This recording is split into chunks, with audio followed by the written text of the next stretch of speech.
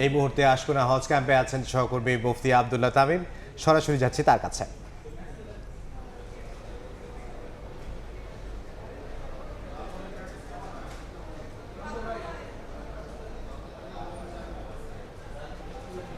আজ দিবাগত রাত 2টা 15 ঢাকার শাহজালাল আন্তর্জাতিক বিমানবন্দর থেকে ছেড়ে যাবে প্রথম ফ্লাইট। 419 জন হজ যাত্রী আজ প্রথম ফ্লাইটে গমন করবেন হজ যাত্রার উদ্দেশ্যে। বাংলাদেশের এবারের হজ ব্যবস্থাপনা অত্যন্ত আধুনিকায়ন করার লক্ষ্যে আজ উদ্বোধন হবে ই হজ বিডি নামে একটি অ্যাপস। এই অ্যাপসের মাধ্যমে নানান সুবিধা পাবে হজ যাত্রীরা। এই সুবিধাগুলোর মধ্য থেকে আরও কিছু সুবিধা এবারের হজ যাত্রায় যুক্ত হয়েছে।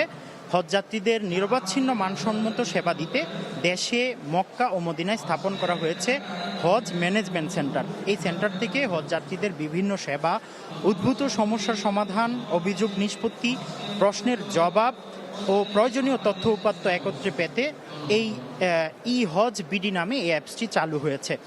এমনকি কেউ যদি সৌদি আরবে গিয়ে হজ যাত্রায় হারিয়ে যায়, একটি বাটনের চাপে তাকে খুঁজে পাবে কর্তৃপক্ষ। চলতি বছরের হজ যাত্রীদের নগদ অর্থ বহন করতে হবে না, এজন্য একটি ডেবিট কার্ড দেওয়া হবে। একই সঙ্গে স্বল্প মূল্যে রোমিং সুবিধাও চালু করেছে সরকার। হজ ম্যানেজমেন্ট সেন্টার থেকে হজ যাত্রীদের লাগেজ ট্র্যাকিংয়ের ব্যবস্থাও চালু হয়েছে। আজ এই হজের উদ্বোধন অনুষ্ঠানে সভাপতিত্ব করবেন এবং উদ্বোধন করবেন ডক্টর আফম খালেদ হোসেন, ধর্ম উপদেষ্টা, অন্তর্বর্তীকালীন সরকারের ধর্ম উপদেষ্টা। এরই মধ্যে আশকোনা হজ ক্যাম্পে আসতে শুরু করেছে হজ যাত্রীরা। তাদের জন্য নানান ধরনের ব্যবস্থাপনা এখানে চালু করেছে, সম্পন্ন করেছে সব ধরনের নিরাপত্তা ব্যবস্থা, তাদের থাকার ব্যবস্থা এবং খুব অল্প মূল্যে খাবারের ব্যবস্থা করা হয়েছে হজ যাত্রীদের জন্য।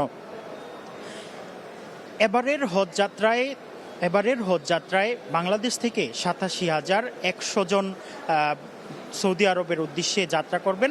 তাদের মধ্য থেকে 5,200 জন সরকারি মাধ্যমে এবং 81,900 জন বেসরকারি মাধ্যমে পবিত্র হজ পালনের উদ্দেশ্যে বাংলাদেশ থেকে যাত্রা করবেন। আগামী 5 জুন চাঁদ দেখা সাপেক্ষে এবারের হজ অনুষ্ঠিত হওয়ার সম্ভাবনা রয়েছে। আশকোনা হজ ক্যাম্প থেকে এ ছিল আমার কাছে সবশেষ। মুফতি আব্দুল্লাহ তামিম যোগ দিয়েছিলেন আশকোনা হজ ক্যাম্প থেকে।